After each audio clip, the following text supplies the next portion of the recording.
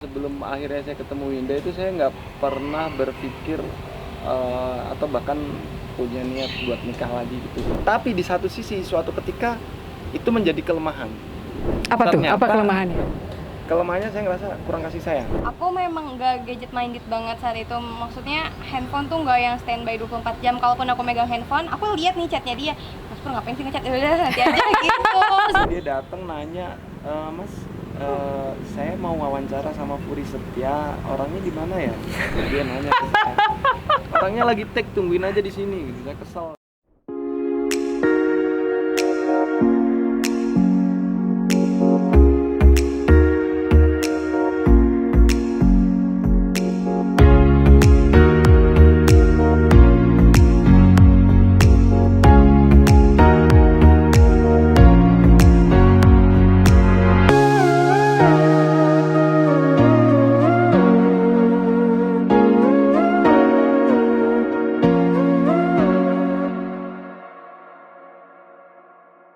Assalamualaikum warahmatullahi wabarakatuh. Apa kabar sahabat Ranti?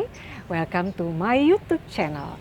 Jadi jangan lupa nonton YouTube saya di channel Ranti Purnamasari dan subscribe, lalu nyalakan loncengnya dan komen.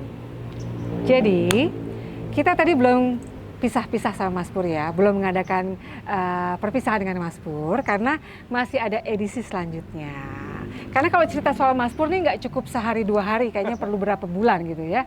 Jadi kali ini kita datangi Mas Pur beserta pujaan hatinya. Masya Allah.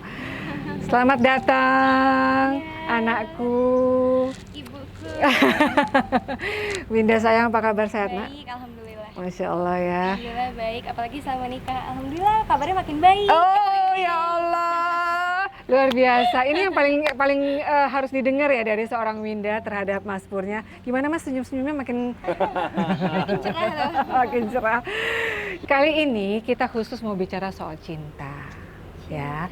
Cinta Mas Pur kepada Winda, cinta Winda kepada Mas Pur. Dan apakah Mas Pur dan Winda yakin kalau cinta itu Allah yang kasih? Karena cinta itu kan nggak kelihatan ya, Nggak kelihatan. tapi terasa.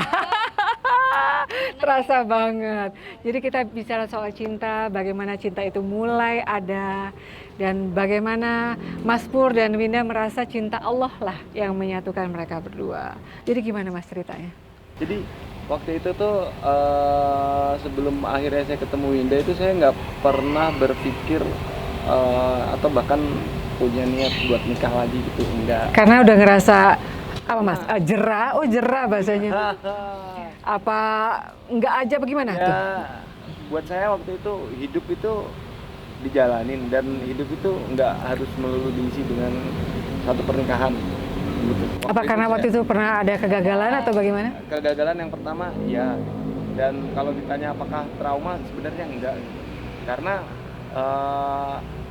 ya mungkin saya udah mengalami apa ya, bahwa sendiri pun bisa gitu.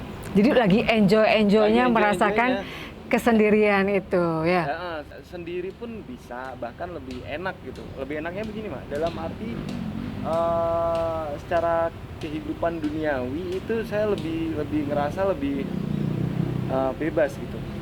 Waktu itu kan pulang syuting Nggak ada yang ngatur, Nggak ada yang ngatur. nggak ada yang mesti pulang jam berapa, nggak usah bawain apa. dan pulang nggak harus selalu ke kosan waktu itu. Iya. Mana-mana ya, mana-mana. Ini dia nih, Sana sini. ini dia nih. Ke sana, ke sana, ke sana, ke sana. Berangkat juga dari sana. Iya. Oke, oke. Apa namanya? Menikmati masa muda lah ya. Masa bebas. Masa bebas. Kalau muda sih udah nggak muda ya. Iya. Oh saat itu bapak Udah nggak muda. Apalagi sekarang mah. Sekarang bukan tua, mateng. Mateng. Wah. Udah halus. Terus? Nah, akhirnya ya karena terlalu menikmatin itu akhirnya nggak kepikiran sama sekali. Buat apa sih gitu ya? Buat apa? Udah Karena- ngerasain. Hidup kan ya udah hidup, kita bernapas, apa yang kita isikan dalam hidup itu ya terserah kita, itu kan pilihan, mau kebaikan atau keburukan itu bisa. Saya udah ada di posisi itu, jadi udahlah, gue hidup sendiri bisa. Berkeluarga udah pernah. Berkeluarga udah Sekarang sendiri enak banget nih gitu ya. Pulang syuting pun ngerasa nggak masalah. Terus nggak ada yang ngatur kayak Emma bilang, nggak ada yang nanyain lagi di mana gitu. Tapi di satu sisi suatu ketika itu menjadi kelemahan. Apa tuh? Apa kelemahannya? Kelemahannya saya ngerasa kurang kasih sayang. Wah, Iya. Masya Allah, seorang Mas Pur ya, yang hidupnya saat itu enjoy banget sama kebebasannya, satu titik dicolek sama Allah. Kalau Mas Pur merasa gak ada kasih sayang, Karena kurang hampa. Hampa. Itu colekan dari Allah nggak Mas kira-kira? Benar nggak? Saya pasti itu gitu karena apa ya, sekuat-kuatnya kita, sehebat-hebatnya kita, seada-adanya kita kadang di satu sisi itu pasti kita punya kekurangan. Ngerasa perfect-perfectnya kita, sempurna-sempurnanya kita serba ada, kita serba bebas, ngapain aja bisa. Itu hanya perasaan kita. Padahal itu sebenarnya ada kekurangan. Waktu itu saya ngalamin kekurangan saya adalah saya kurang perhatian, kurang kasih sayang. Akhirnya ya di situ kayak pulang, saya punya mobil. Jadi nggak pengen pulang ya, karena nggak ada yang ngasih kasih sayang ya. Sekarang saya punya mobil, bangkunya ada 4, Tapi kosong. tapi kosong. Astagfirullahaladzim. Itu kan waktu itu saya berpikirnya gini, berarti saya menyia-nyiakan rezeki dari Allah dong. Masya Masa 3 nggak saya manfaatin? Masya Katanya Allah. kalau 3 nggak dimanfaatin itu kan menjadi sesuatu hal yang mubazir, Sia-sia. sesuatu yang sia-sia. Apa mobil ini saya modif, saya potong, Jadi tempat tidur aja sebagian Mas. gitu kan nggak mungkin. Akhirnya saya ada apa namanya, kayak ada pergolakan di sini. Suatu ketika saya di syuting di Pangkalan, Bang Zen, sutradara kita waktu itu. Harun Zen ya. Jadi lengkapnya Harun Zen, sutradara tukang ojek pengkolan periode itu. Itu ngobrol ke saya, lu nggak pengen nikah lagi? Ya bang, buat apaan sih bang, mau nambah-nambahin pusing gitu. Bukan gitu tuh. Kita orang di dunia film kayak gini, kalau kita nggak memikirkan untuk nikah, ya kita selamanya akan terhanyut. Apalagi kondisi kita stripping. Tuh. Kita stripping dari pagi ketemu Terlena ya, Mas. sampai malam, itu akan kayak begitu terus. Karena pergaulan kita ya sekitar itu aja gitu. Kita nggak ada pergaulan lain. Akhirnya kalau kita udah terbuai dalam itu, kita nggak punya niatan atau kita nggak punya, waktu itu ngagetin, dia bilang kita harus kagetin biar kita punya keinginan buat nikah itu. Ya kan kita bisa berbagi sama istri, terus apa yang kita kerjakan itu ada tujuannya buat anak istri, apa yang kita perjuangkan itu ada manfaatnya. Akhirnya bisa jadi ibadah ya Mas. Ibadah. Nah suatu ketika omongan dia kena nih, nyantel. Ya. Terus omongan dia kena. Tunggu dulu sebentar. Omongan itu nyantel dulu atau ketemu ini dulu? Omongan itu dulu. Oke. Baru dari situ mulai membuka hati ya. Dari omongan itu dulu, terus akhirnya oh iya bener ya. Yaudah, selama ini gue kerja buat apa? Masa gue kerja cuman buat seneng-seneng?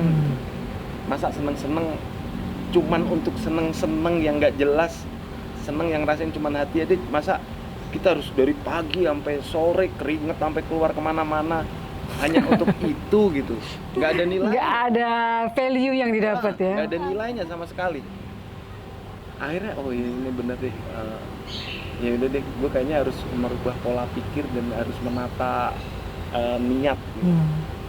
Nah dari situ ya udahlah, gue pengen nikah deh. Jadi bermula dari niat ya. Jadi semua itu memang harus dimulai dari niat. Jadi balik lagi, niat itu penting. Kita mau ngapain aja harus niat dulu. Dan niat Mas Pur untuk membuka hati. Karena Mas Pur ini orangnya tekun. Orangnya komit. Kalau A, kalau B. Kayaknya gitu ya Mas ya. Makanya begitu dia nggak nemu, dia bilang dia nggak nemu gitu. Jadi dia tetap terus mencari. Jadi begitu dia berniat, dia akan lakukan. Dan ketemu ya Mas? Ketemu. Jadi waktu itu nggak lama dari omongan itu saya kayaknya nggak ada sebulan atau apa gitu. Dari saya punya niat untuk nikah gitu, beda sebulan kayaknya. Itu datanglah dia, Wawancara. reporter. Sorry. Datang ke lokasi ya itu seperti yang udah saya ceritakan di mana-mana. Dia datang, saya lagi Tiba-tiba ya ada di aku Raos. jadi. Ada di Raos, dia datang nanya, Mas, saya mau wawancara sama Puri Setia, orangnya di mana ya? Dia nanya ke saya. Orangnya lagi take, tungguin aja di sini. Gitu. Saya kesel gitu. Nggak tahu saya apa gitu ya Mas ya? Tapi pas setelah saya ngucap itu, gitu, nggak tahu ini mungkin cinta pada pandangan pertama. Saya ngelihat dia itu apa ada bisikan dalam hati kecil saya. Jangan-jangan ini jodoh gue nih. Langsung gitu Mas? Demi Allah. Masya Allah. Nah, tapi seketika itu saya tepis. Saya sadar. Saya udah tua. Secara usia saya udah tua. Yang kedua, Dewasa Mas. saya udah punya anak. Gitu. Saya duda waktu itu. Yang kemudian yang ketiga, physically dia cantik. Saya ganteng. Hal yang berbeda gitu. Iya bener banget. Akhirnya saya akhirnya dari situ udah deh, ini kayaknya bukan jodoh. Dari dia nungguin dari jam 2 yang saya bilang si Puri Setia lagi take, jam 5 dia baru tahu kalau saya Puri Setia. Udah tuh dia terus liputan, saya lagi kerokan sama Fahmi Bu. Dikerokin serat. Merah nggak Bu? Saya nanya ke dia, merah nggak? Merah. Oh dia ada di situ juga? Ada di situ. Aku lagi liputan, lagi sakit. dia lagi sakit ceritanya. Terus di Ras itu beli minta tolong fotoin pakai punya dia. Ntar kirim ya. Udah mulai modus. Ini otaknya makanya kalau bilang Mas Pur tuh orang yang cerdas, pintar sekali. Dia selalu bisa melihat peluang-peluang lain di dalam satu peristiwa. Itu yang salah satunya juga saya kagum. Mudah-mudahan itu bisa jadi hal-hal positif terus ya Mas ya. Gitu. Nah, itu dikirim itu bukan langsung pada hari itu, tapi beberapa hari setelahnya. Emang iya ya? Iya, itu atau kalau nggak malam kalau nggak salah. Malamnya Akhirnya kamu. dikirim. Setelah dikirim ada dialog sebentar dan itu ya cuma basa-basi doang. Itu hari-hari berikutnya saya bingung. Saya ini termasuk orang yang lemah untuk membuka pembicaraan sama siapapun. Masa sih Mas? Saya agak kurang percaya ya kalau yang soal ini ya. Agak kurang percaya, kurang yakin lah. Tapi benar. Itu mungkin karena ini posisi Winda lagi, karena ini lagi jadi target. Iya. Saat itu target gitu. Nah, jadi saya nggak punya kemampuan untuk memulai pembicaraan. Jadi saya bingung gitu.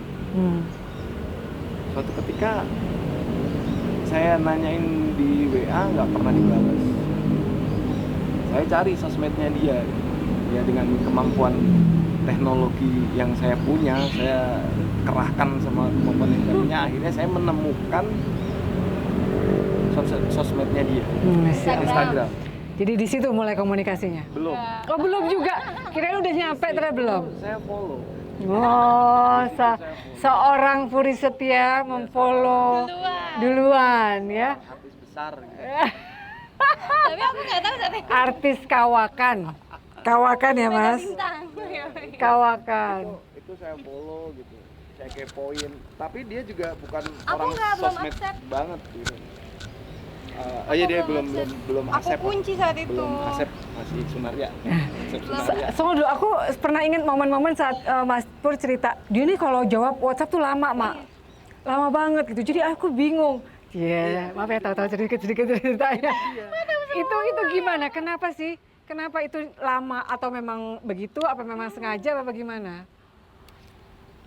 Karena saat itu mungkin aku lagi kerja, terus aku memang nggak gadget minded banget saat itu. Maksudnya handphone tuh nggak yang standby 24 jam. Kalaupun aku megang handphone, aku lihat nih chatnya dia. Mas Pur ngapain sih ngechat? Udah nanti aja gitu. Terus aku kayak cari yang penting, aku balas yang penting dulu. Jadi Mas Pur emang penting. Oke. Saat itu Mas Pur nggak penting, ya belum. Belum. Kapan Mas Pur menjadi penting? Setelah 1 tahun dia ngedeketin aku. Masya Allah, Mas. 1 tahun ya, luar biasa. Itu berarti 1 tahun itu banyak loh yang dia lakukan. Tapi terutama dialog sama Allah itu ya. Dan akhirnya terjawab. Tunggu dulu, Mas. Apa 1 tahun itu upayanya apa aja, Mas? Apa aja yang Mas merasa yakin kalau ini adalah campur tangan Allah dalam melunakkan hati beliau? Ya, saya selalu meyakinkan pada diri saya, manusia itu kan harus berusaha. Saya ngechat dia semampu saya, sebisa saya, dengan bahasa saya. Itu bentuk usaha saya. Saya sekali lagi, Bu, saya itu beneran loh, Mak.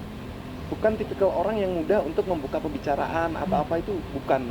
Tapi kalau misalnya udah kebuka menjadi pribadi yang asik, itu mungkin. Saya nggak berani bilang saya asik gitu, ntar malah bilang so asik kan. Itu mungkin gitu. Itu mungkin setelah terjadi pembicaraan dan setelah kenal, mungkin saya bisa menjadi pribadi yang asik. Tapi waktu itu saya membuka pembicaraan, saya harus nyari materi gitu. Apa? Waktu itu liputan. Kapan nih liputan lagi? Dia yang ngajakin, Mas, bukan aku. Modus banget ya. Kapan liputan lagi? Ya itu bentuk usaha saya yang luar biasa dengan membuka pembicaraan, buat saya usaha yang luar biasa. Kemudian karena waktu itu pun saya yakin dia nggak ada ketertarikan sama saya. Yakin, 100% saya yakin. Dengan chat dibalasnya lama, itu merupakan salah satu tanda bahwa yang kita chat itu nggak ada Interest. ketertarikan, nggak ada interest sama kita. Oke, itu waktu itu Mas merasa seperti itu. Terus usaha ya Mas ya, kapan? Mulai terasa, oh ini udah mulai kemakan nih. Setelah setahun itu. Setahun beneran ya? Setahun tok. Dan dia, dan akhirnya saya bilang begini, oke lah, ini orang ini nggak tertarik sama saya gitu, tapi saya udah tertarik sama dia gitu. Saya minta sama Allah, saya minta nih sama Allah, kalau emang Winda ini jodoh saya, dekatkanlah. Kalau bukan jodoh saya, tolong dicek lagi, barangkali ada yang salah. Ini namanya kekeh ya. Ini namanya kekeh. Kekeh. Ya karena niatnya udah bulat tadi ya Mas ya. Terus jauhkanlah perasaan bahwa saya suka sama dia, hilangkanlah gitu. Jadi biar biasa aja kayak saya sama teman-teman yang lain gitu. Saya terus berdoa begitu, dan kemudian saya usaha untuk ngedeketin dia. Kayak saya menawarkan untuk menjemput dia waktu dia masih kerja. Tawaran itu ditolak terus dengan alasan dia udah pulang, dia udah di kereta dan segala macam. Suatu ketika saya nekat, aku jemput dia sekarang. Aku udah di kereta, Mas. Lah, aku udah di basement. Ternyata dia belum di kereta. Jadi karaokean dulu yuk. Karaokean lah. Jadi aku ketahuan bohong. Ini usaha secara physically ya. Tapi kan yang Mak tahu, Mas juga bukan cuma usaha secara fisik, ngejar waktunya, berusaha ngonteknya, berusaha untuk hadir terus di dalam kesehariannya, tapi juga usaha-usaha yang Mas lakukan untuk memohon kepada Allah. Itu juga giat kan Mas ya? Alhamdulillah, Mak. Jadi sholatnya tengder gitu ya Mas? Wah, sholat itu selalu di awal waktu, dan saya selalu menyelipkan namanya di balik doa-doa saya. Masya Allah, ini kayaknya lebih kenceng ininya khasiatnya dibanding jemput tepat waktu itu tadi. Luar biasa. Saya sholat, saya untuk meyakinkan apa benar ini jodoh saya. Itu ada kekuatan di situ, dan Mas merasa ada jawabannya dari Allah? Belum. Waktu itu kayak belum ada gitu. Karena ya itu, karena komunikasinya susah. Kamu kadang nggak balas. Setelah itu 3 bulan nggak ketemu, nggak apa gitu. Komunikasinya benar-benar susah. Telepon nggak diangkat. Saya sholat terus, hidup saya kok bukan. Jadi di masa kebimbangan. Oke. Kalau Winda kan dari awal ya udahlah ya. Aduh apa sih gitu kali ya. Nah, apa yang membuat itu menjadi berbalik?